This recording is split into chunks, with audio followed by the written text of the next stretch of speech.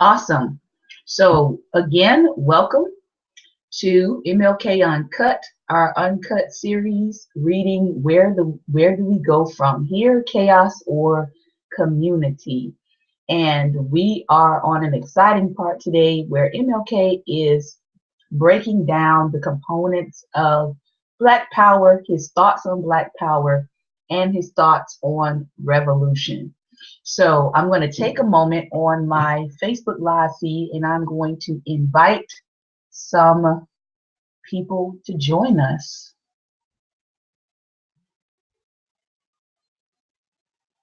And hopefully they can join in today. I would like to say thank you to those who have been watching on your own time, watching live. Thank you to those who have been sharing on their page. Thank you to those who have been watching with your fellow human being. And thank you for those who have been making comments and giving feedback on these videos. I do appreciate it.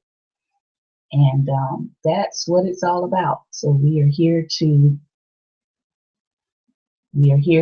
hopefully enlighten us in terms of civil rights, police brutality, Black lives, and how some of the things that MLK said and wrote still apply to us in 2016. So let's go ahead and go into a brief word of prayer. Heavenly Father, thank you for this day. Thank you for your love for us. Thank you for your peace that you are bringing to our day today. Thank you for your kindness. Father God, I pray that even as we read and as we discuss and as we think about these concepts, Lord, that you would give us wisdom, that you would give us knowledge and understanding for our generation, how we may help our generation, how we may serve our generation, Lord. That you have given us all that we need that pertains to life and godliness, and that pertains to understanding and serving our generation in this day and in this age. Help us to learn from those who have gone before us so that we will not repeat the same mistakes. In Jesus' name, amen. All right. So today, and welcome to those of you who are watching live. So today we're talking about revolution, and we're talking about these concepts of revolution. What kind of revolution? Do we or do we not need allies? What are the logistics behind a revolution, right? Yesterday we ended on day 4 with MLK's rousing words about the need for Black America to develop their own sense of worth, because we had come out of a time period where our worth was continually and intentionally beat down. Our worth was intentionally made to feel and be less than others. And I think, honestly, I really do believe that that is something that a lot of people in this country miss when it comes to Black America. I think people in my generation actually forget that not too long ago, we're talking 40, 50 years, not too long ago, by law, it was codified to treat Black people as less than human. We're not talking 100 years ago. We're talking about 50 years ago. It was the law. You could legally treat Black people as less than human. And so when you understand that, you can understand why there is a need to build up the self-worth of Black Americans. And even in 2016, even in what's happening right now with the Olympics, you still have people who want to what do they call it? What's the term they call it? I forget right now. But people who want to say things on the sly to undermine or to undercut the value of a Black American. Even if you are the world champion at something, there's still this notion of you can't just be good at something, or you can't just excel at something because you're good at it, right? It has to be, oh, this person was downtrodden, or this person was beat, or this person was, went through this hard life struggle. So this is what built the fortitude in them to be good at their craft. No, she's just good, right? She's just excellent. You don't have to tack anything onto that. She's just good at what she does. So he goes on in the end of day 4, excuse me, with all this stuff here. He goes on at the end of day 4, telling us about the necessity of the Negro throwing off, as he calls it, the manacles of self-abnegation to say to himself in the world, I am somebody. I am a person. I'm a person with dignity and honor. I have a rich and noble history, however painful and exploited that history has been. I am Black and comely. I don't have to put anything else with that or put anything else around that. That is enough, because that is how God created me to be. So that's where we ended yesterday. Today we are talking about MLK's misgivings about the Black Power movement, what he calls the revolution, and what he talks about here. What we're going to go into reading today is he begins to talk about this notion of allies, and whether or not we need allies, and whether or not what we want to accomplish as Black people can be, in fact, done with or without allies. So here we go today with our reading. Nevertheless, in spite of the positive aspects of Black power, which are compatible with what we have sought to do in the civil rights movement all along without the slogan, its negative values, I believe, prevent it from having the substance and program to become the basic strategy for the civil rights movement in the days ahead.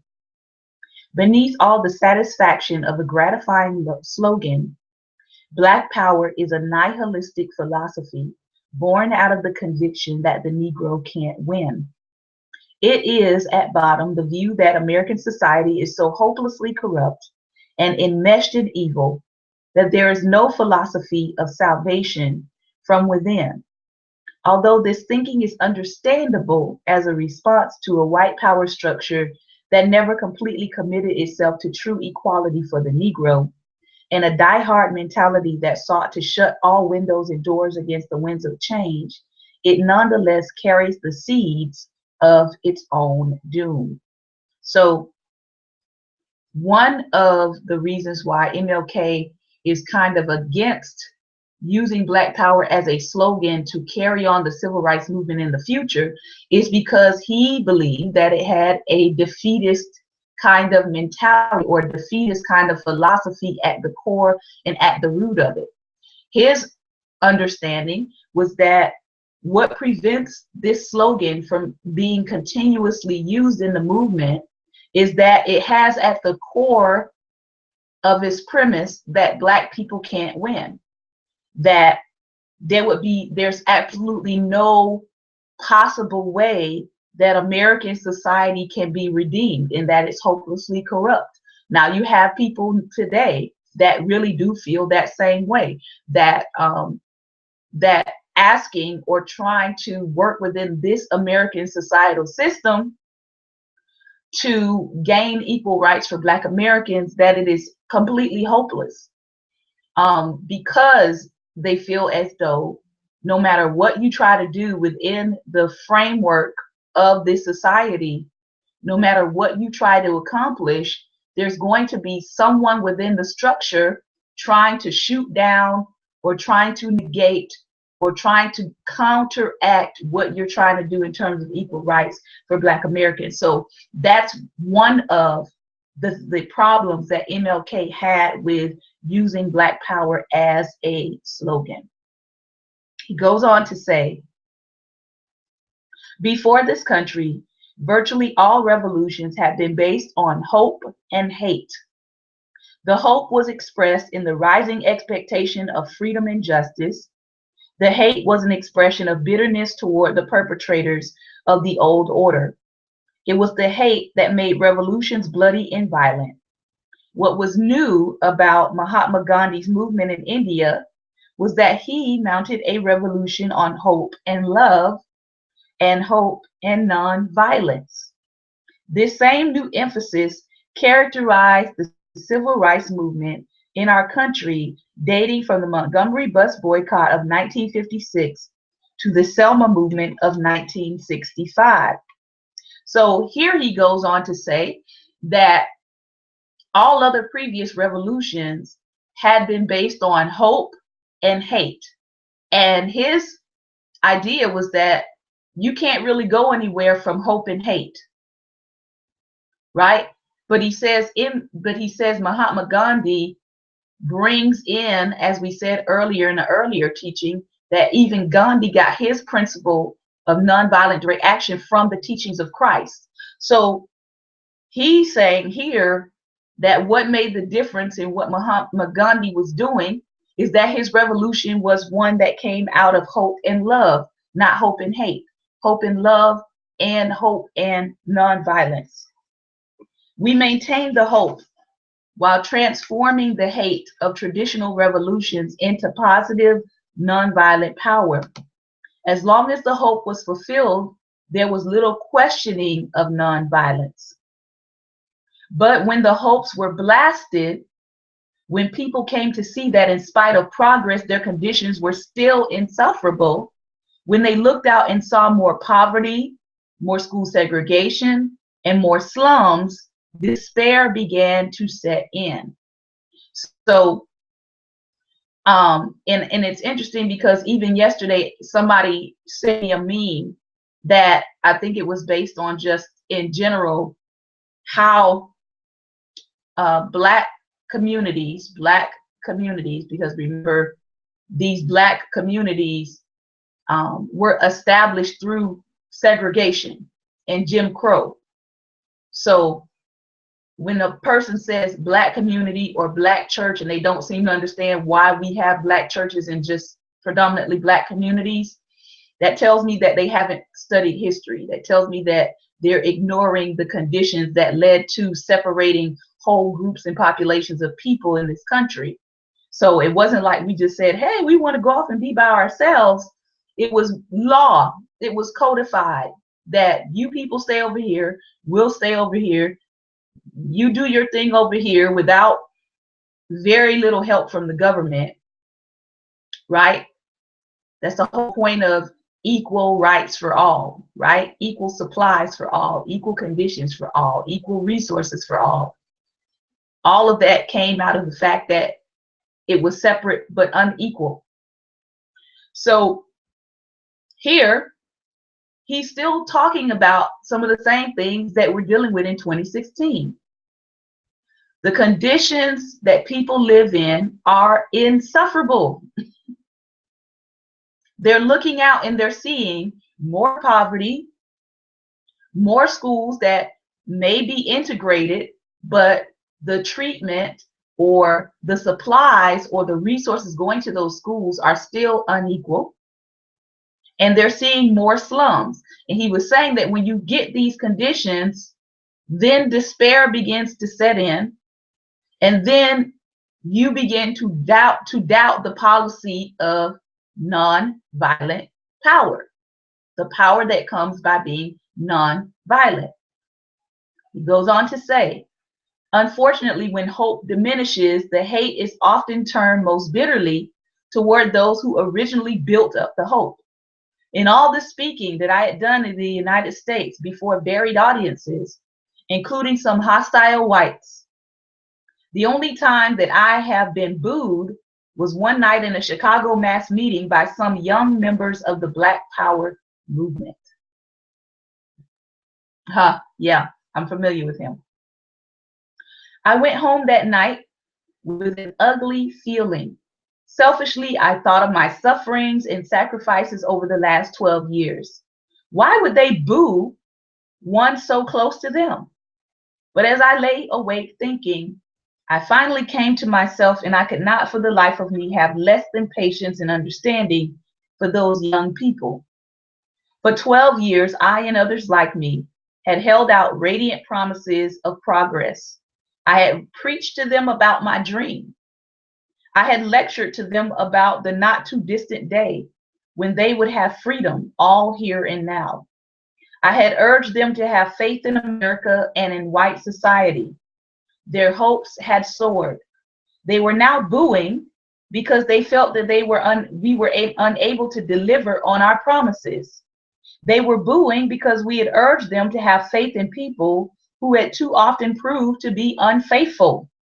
They were now hostile because they were watching the dream that they had so readily accepted turn into a frustrating nightmare. So here, even MLK admits that not everybody received his program, right? He admits that even the young people of his day were getting tired of hearing about nonviolence. Why? Because the people that they were trusting in, the policies that they were trusting in, the promises that they were being given, right? That things were being put into law, but logistically, even though it was on paper, they were not seeing it being carried out in their everyday life. And so I think it is something that we need to take note of, that you can't keep promising people change and then don't change, and expect them to remain calm about it, especially if they don't know the Lord, especially if they don't subscribe to Judeo-Christian principles.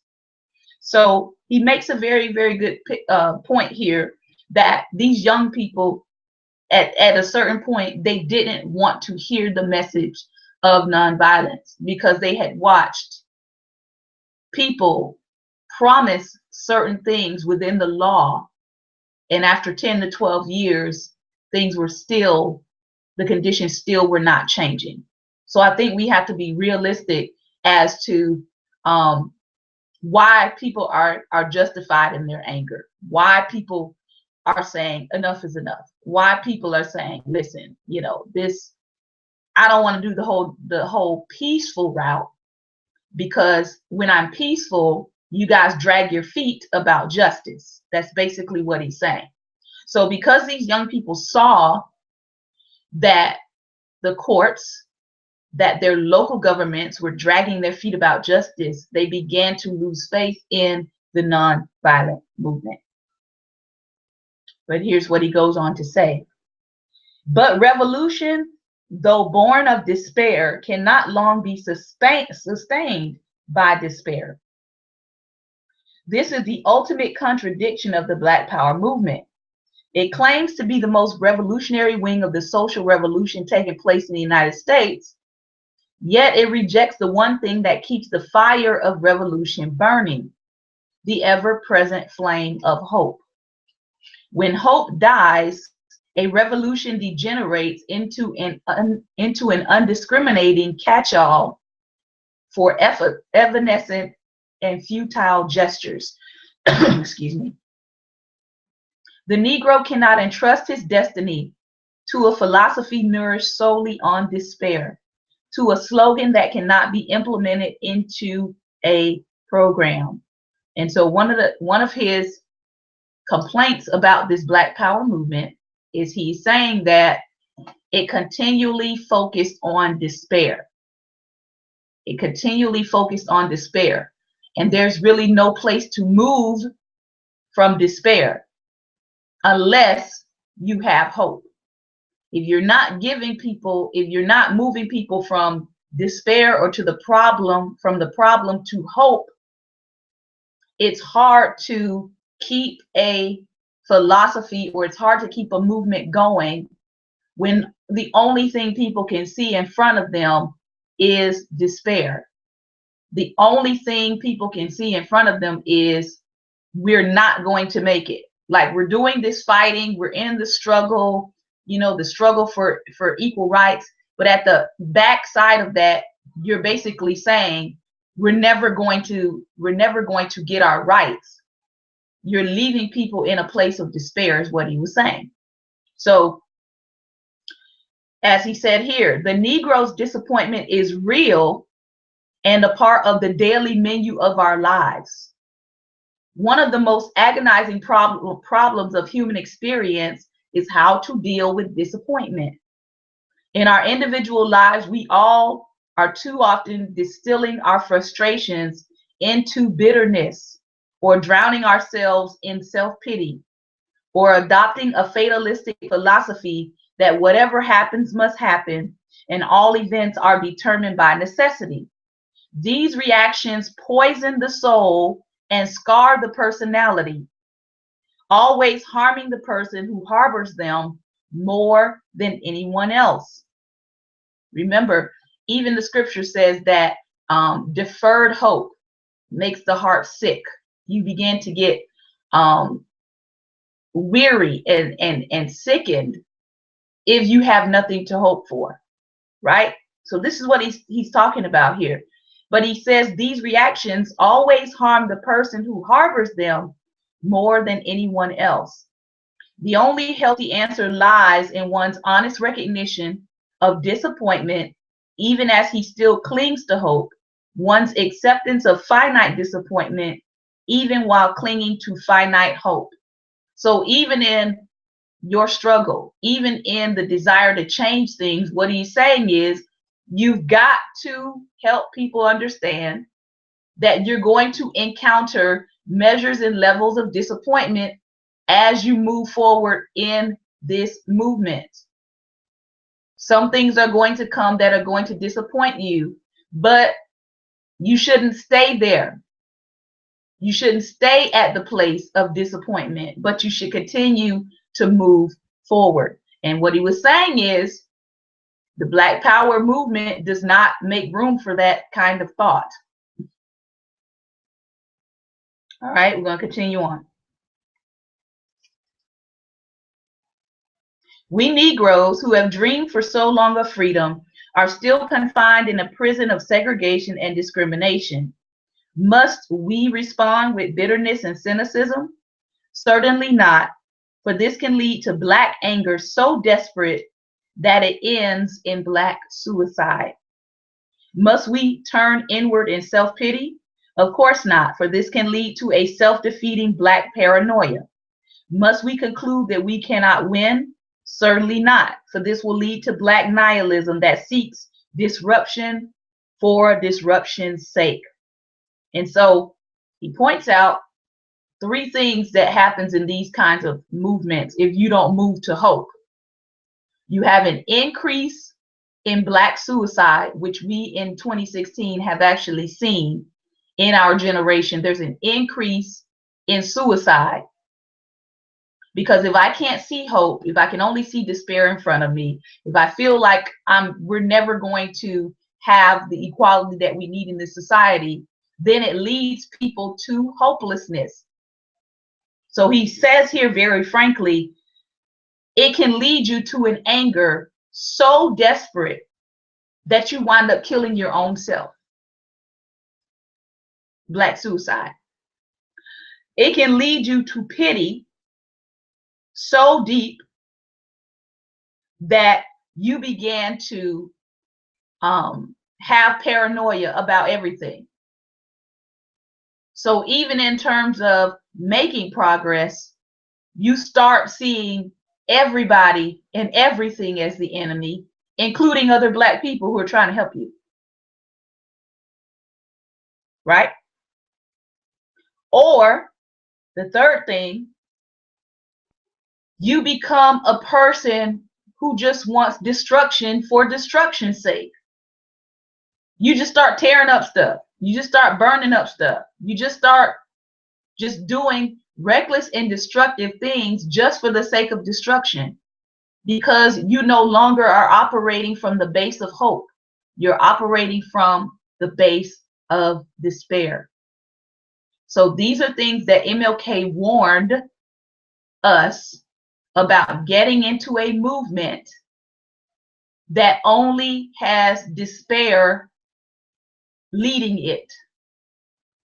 Okay? Very, very important points that he makes. Must we, by fatalistically concluding that segregation is a foreordained pattern of the universe, resign ourselves to oppression? Of course not. For passively to cooperate with an unjust system makes the oppressed as evil as the oppressors. So he does not encourage passivity, but what he does tell us is that even in your actions, you cannot stay in a place of despair. If you move and stay in a place of despair, it's going to lead to self-destruction of yourself, of other people, and your environment. So think about that as you're looking at what is happening to Black America, as you're looking at the different options that are out here of quote unquote movements to get involved in. What is their base? What is their base? So we don't want to be turning our wheels based on something that ultimately its focus is on despair, or ultimately its focus is on welcome, glad you're in, or its focus is on, well, we're not going to win anyway. All right, so that's important. He goes on to say, our most fruitful course is to stand firm, move forward nonviolently, accept disappointments, and cling to hope. Our determined refusal not to be stopped will eventually open the door to fulfillment. By recognizing the necessity of suffering in a righteous cause, we may achieve our humanity's full stature. To guard ourselves from bitterness, we need the vision to see in this generation's ordeals the opportunity to transfigure both ourselves and American society. In 1956, I flew from New York to London in the propeller-type aircraft that required 9.5 hours for a flight now made in 6 hours by jet.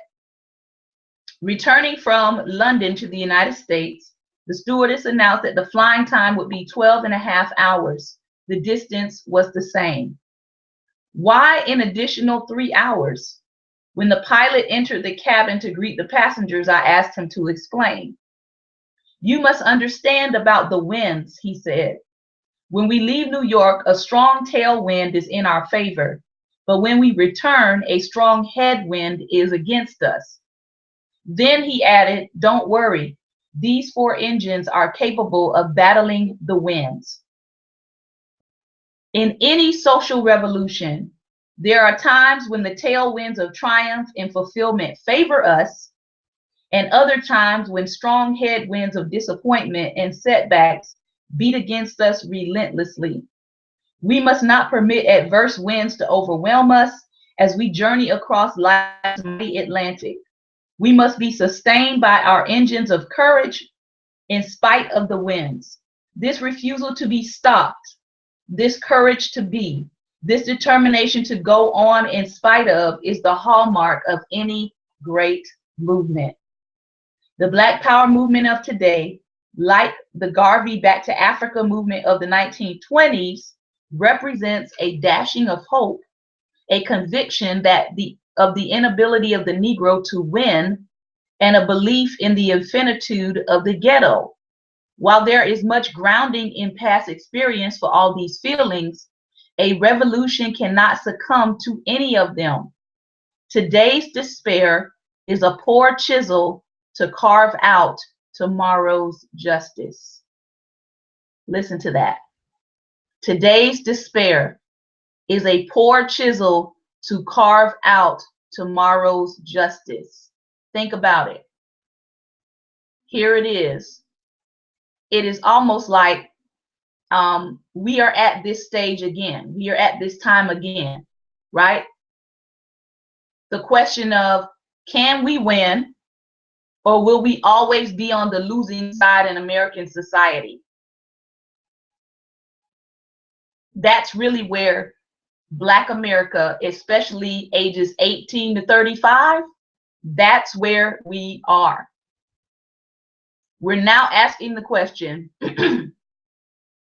is equality in American society worth the fight? Or are we always going to be on the losing side in American society?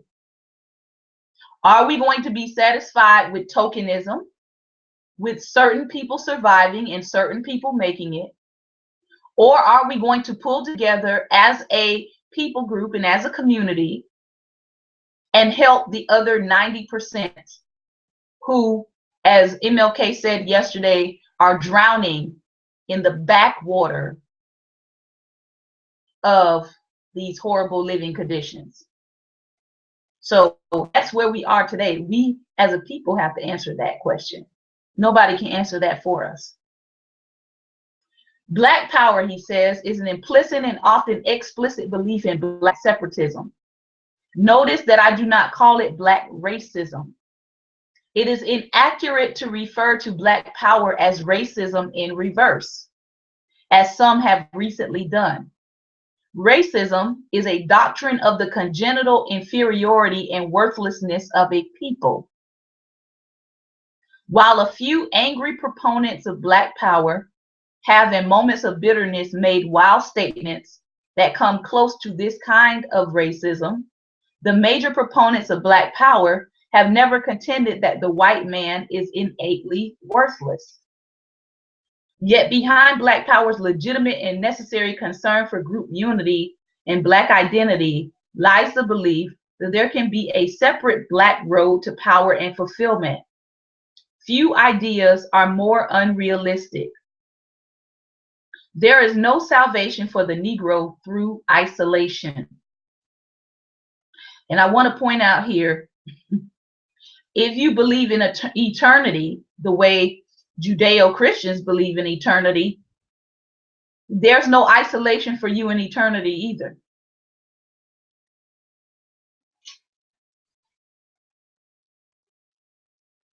Just let that sink in. In eternity, it's going to be every tribe, every tongue, every language, every people group. So there is no salvation, as he says here, through isolation. Let's talk about why. One of the chief affirmations of Black power is the call for the mobilization of political strength for Black people.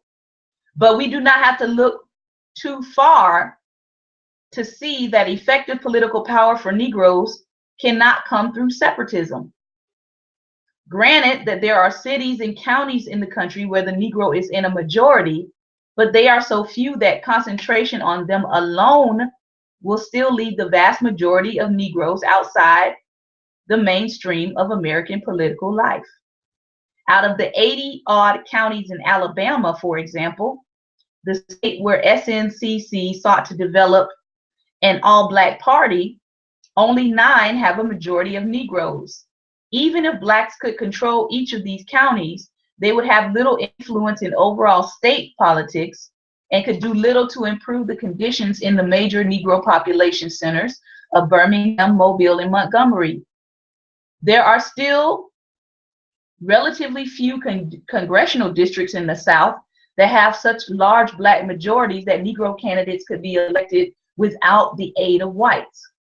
It is a sounder program to concentrate on the election of 2 or 3 Negro congressmen from the predominantly Negro districts, or to concentrate on the election of 15 or 20 Negro congressmen from Southern districts, where a coalition of Negro and white moderate voters is possible.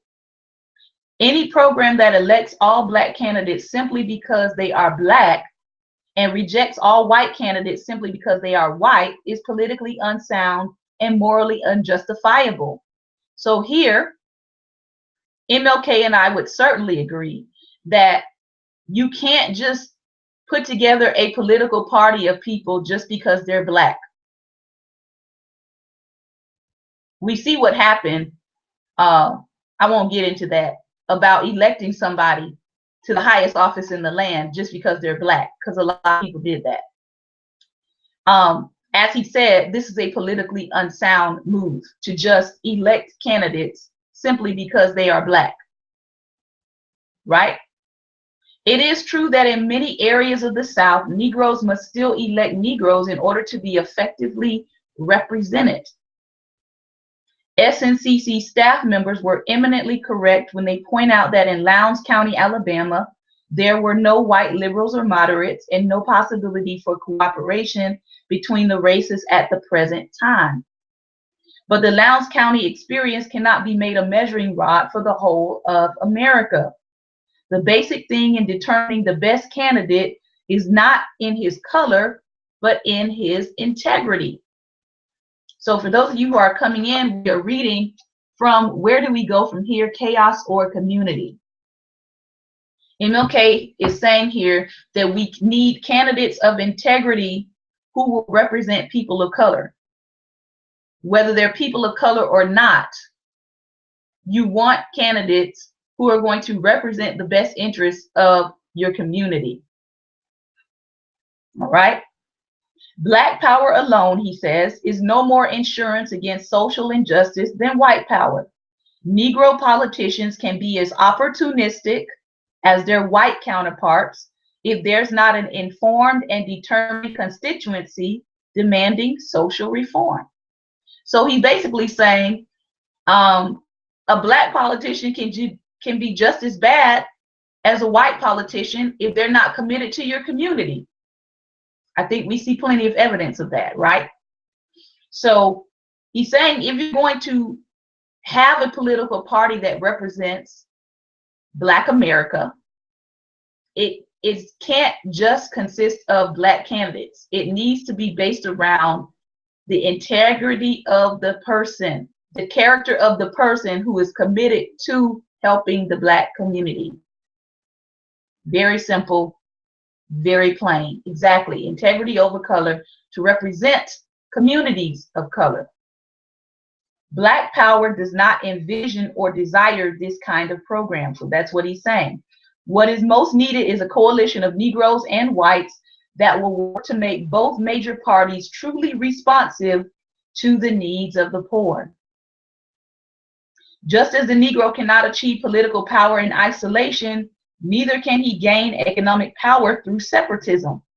While there must be a continued emphasis on the need for blacks to pool their economic resources and withdraw consumer support from discriminating firms and businesses, we must not be oblivious to the fact that the larger economic problems confronting the Negro community will only be solved by federal programs involving billions of dollars.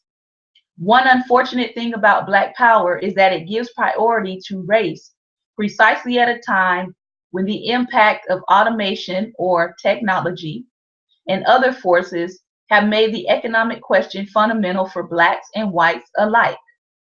In this context, a slogan, "Power for the poor people," would be much more appropriate than simply Black power. And we see this, that MLK was beginning to move into what would be known as the Poor People's Campaign, right?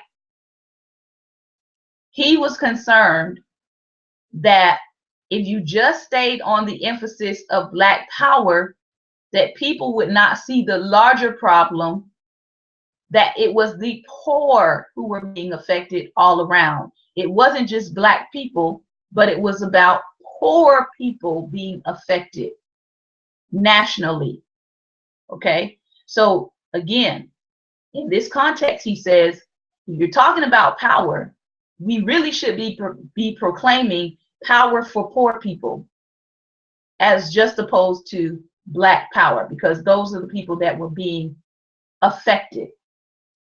However much we pool our resources and buy black, This cannot create the multiplicity of new jobs and provide the number of low-cost houses that will lift the Negro out of the economic depression caused by centuries of deprivation.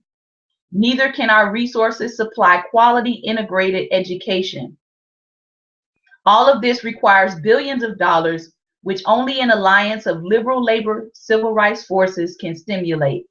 In short, the Negro's problem cannot be solved unless the whole of American society takes a new turn toward greater economic justice.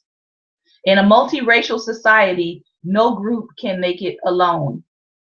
It is a myth to believe that the Irish, the Italians, and the Jews, the ethnic groups that the Black Power advocates cite as justification for their views, rose to power through separatism. It is true that they stuck together, but their group unity was always enlarged by joining in alliances with other groups, such as political machines and trade unions.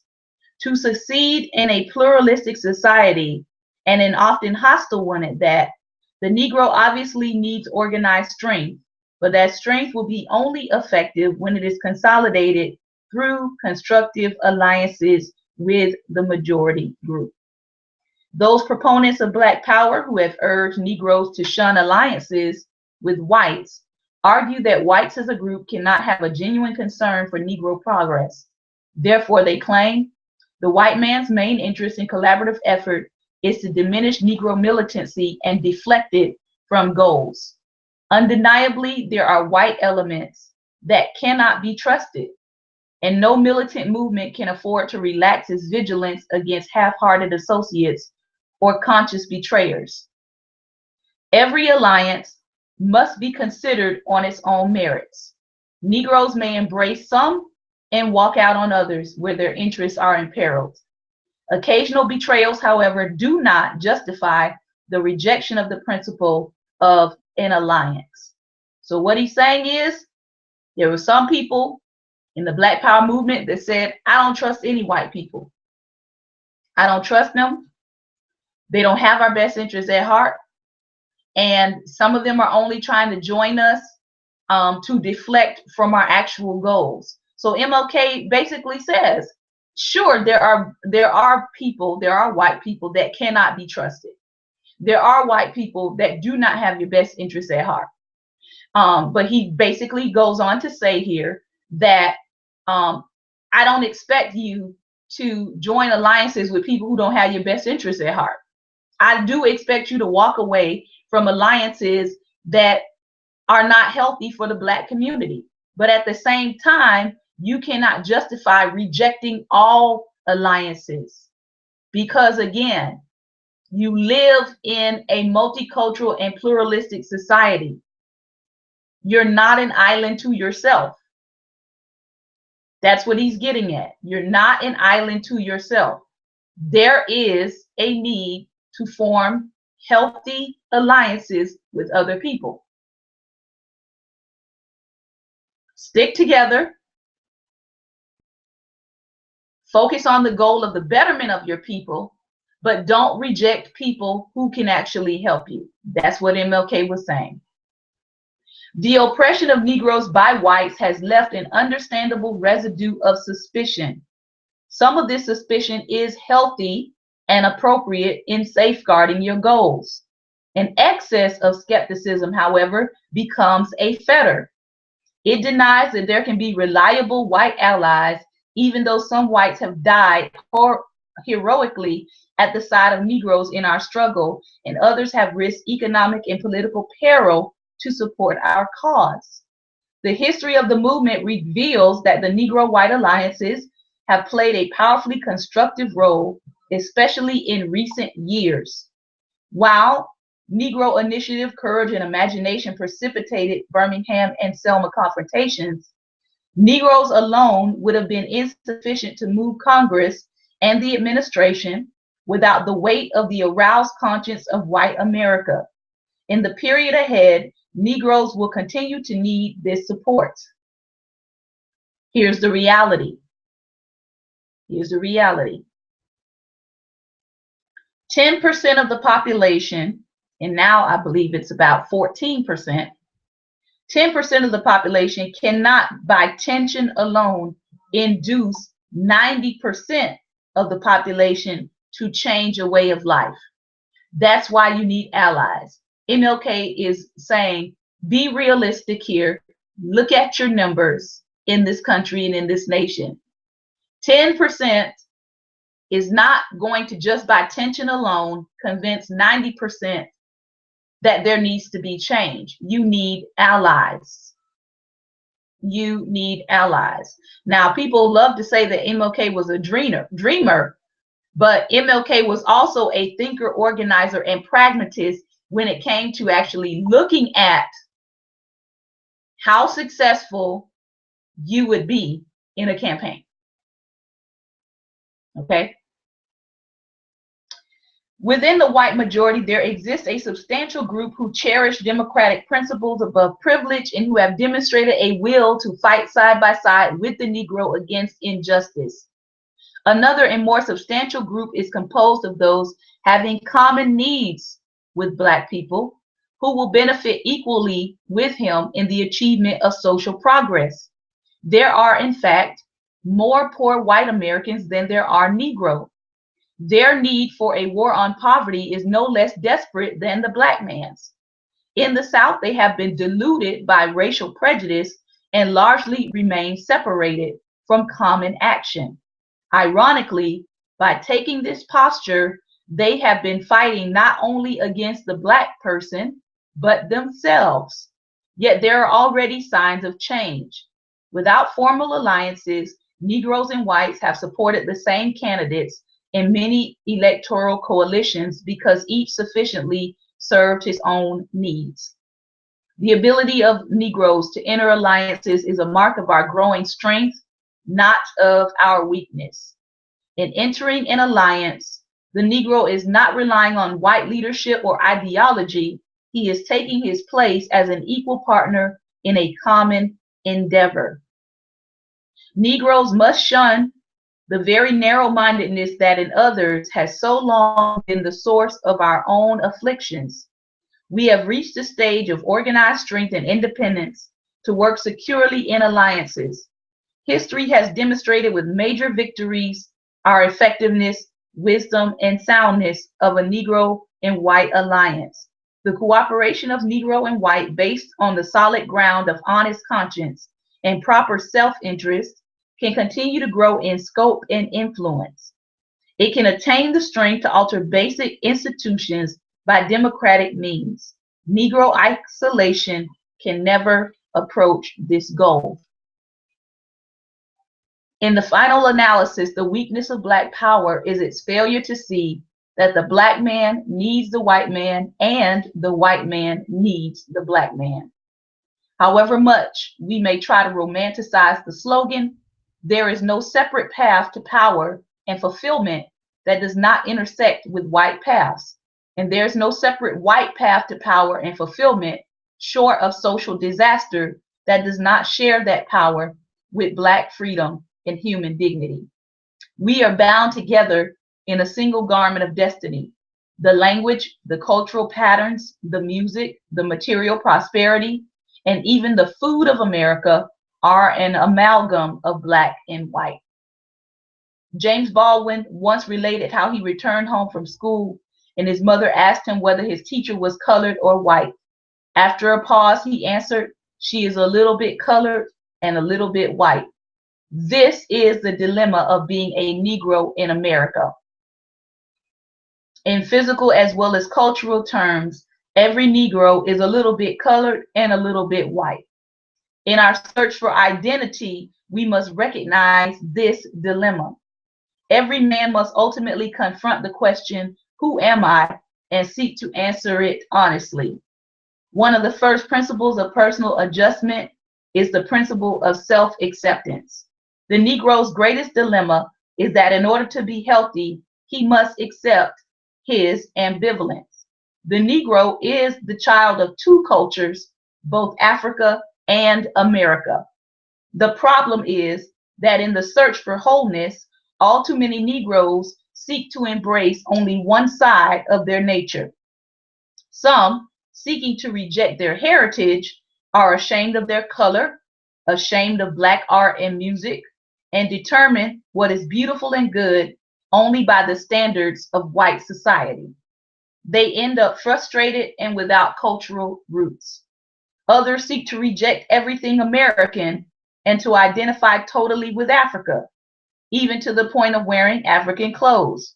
But this approach leads also to frustration because the American Negro is not an African. The old Hegelian synthesis still offers the best answer to many of life's dilemmas. The American Negro is neither totally African nor totally Western. He is Afro-American, a true hybrid, a combination of two cultures. So who are we? We are the descendants of slaves. We are the offspring of noble men and women who were kidnapped from their native land and chained in ships like beasts. We are the heirs of a great and exploited continent known as Africa. We are the heirs of a past of rope, fire, and murder. I, for one, am not ashamed of this past. My shame is for those who became so inhuman that they could inflict torture upon a people. But we are also Americans, abused and scorned though we may be.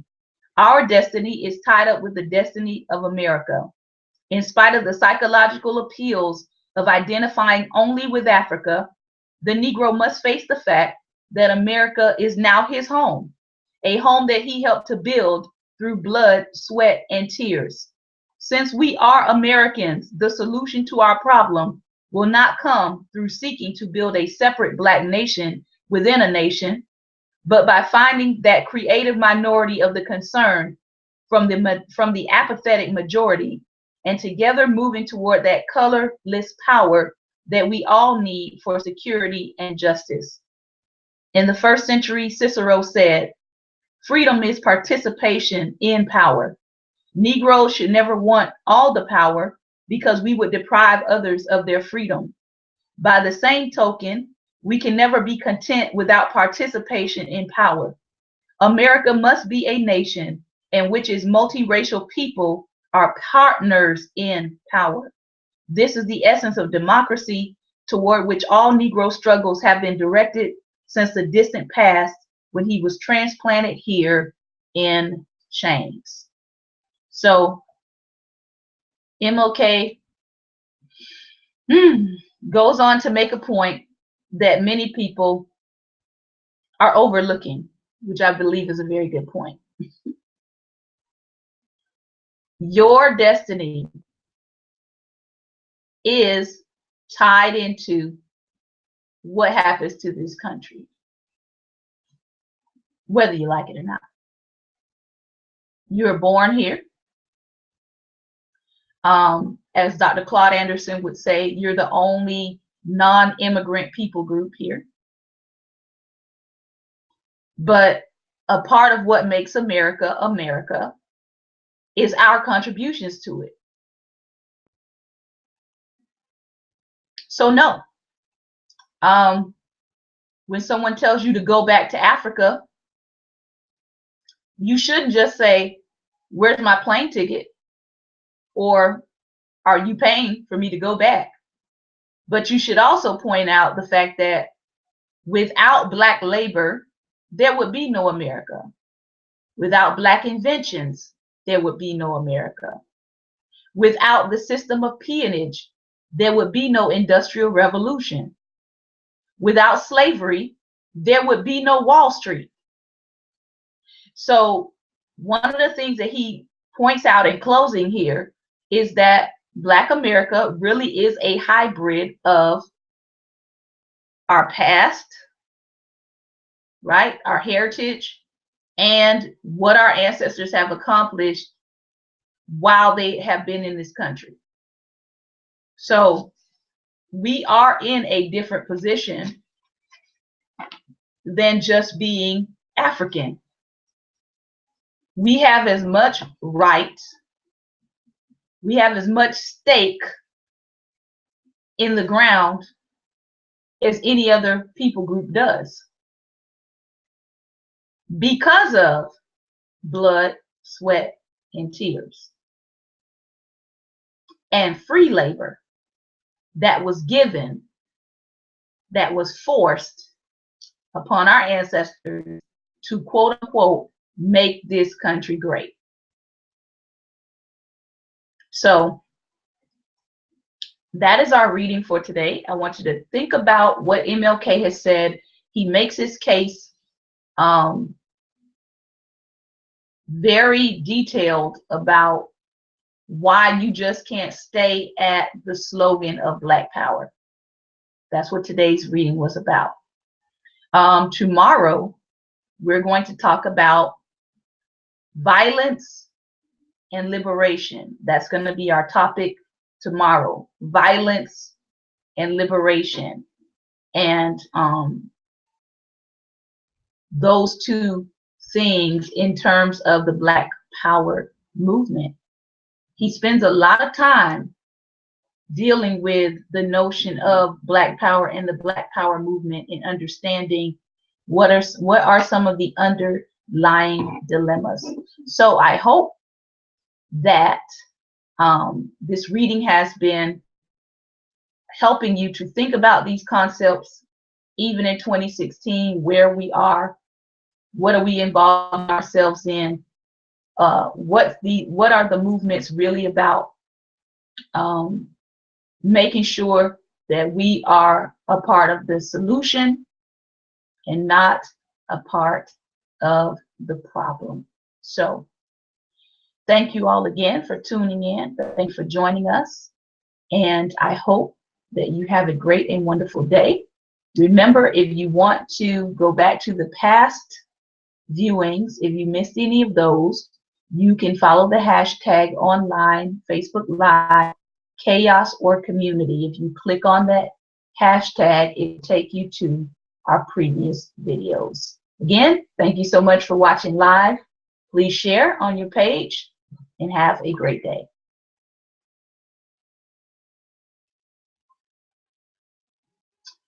Again, thank you all for watching, and take care and have a great day.